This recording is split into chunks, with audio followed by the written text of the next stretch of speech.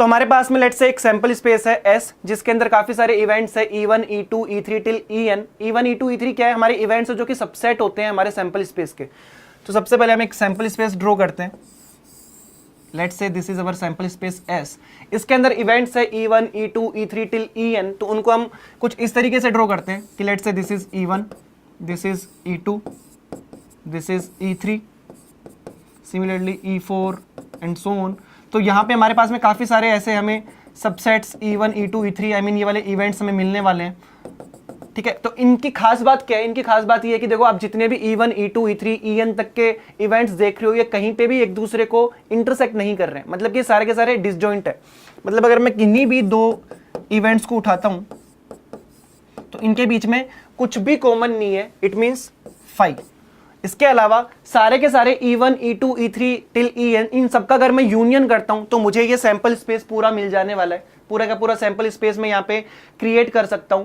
और इसके अलावा प्रोबेबिलिटी की अगर मैं बात करूं तो हर एक इवेंट की जो probability that is greater than 0, मतलब कि जो प्रोबेबिलिटी है मेरी हर एक इवेंट की दैट इज ग्रेटर देन 0। किसी भी इवेंट की प्रोबेबिलिटी मेरे पास में 0 नहीं है। तो ये मेरा partition of a sample space होता है, जहां पे ये 3 कंडीशंस मेरे पास में होती है। तो चलो अब इसकी डेफिनेशन भी देख लेते हैं।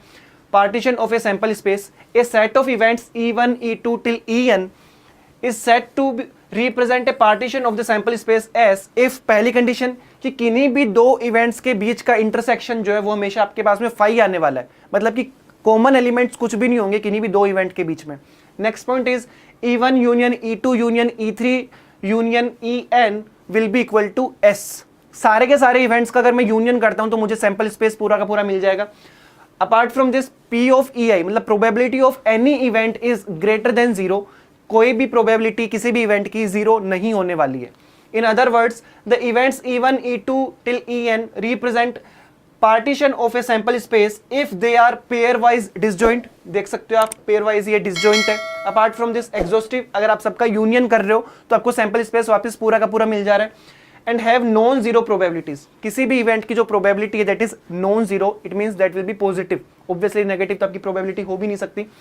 Now next topic is theorem of total probability. तो ये भी हमें समझना जरूरी है for the understanding of Bayes theorem. तो थ्योरम ऑफ टोटल प्रोबेबिलिटी हमें क्या कहती है कि let the partition of the sample space S be E1 E2 till En। तो ये हमारा E1 E2 जो En तक है ये हमारा partition of a sample space है, जिसके लिए ये 3 कंडीशंस होती है।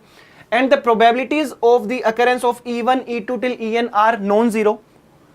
If A is any event associated with S, then the probability of occurrence of A is given by this. तो A हमारा किस टाइप का इवेंट है? A हमारा यहाँ पे any event such that, suppose करो कि ये हमारा सैंपल स्पेस था, ठीक है, ये हमारा सैंपल स्पेस था और इसके अंदर काफी सारे ये E1 E2 ऐसे हमारे इवेंट्स थे जो कि पार्टीशन थे, जो कि partition of our sample space है। ठीक है, ये सारा हमारा E1 E2 E3 till En तक है।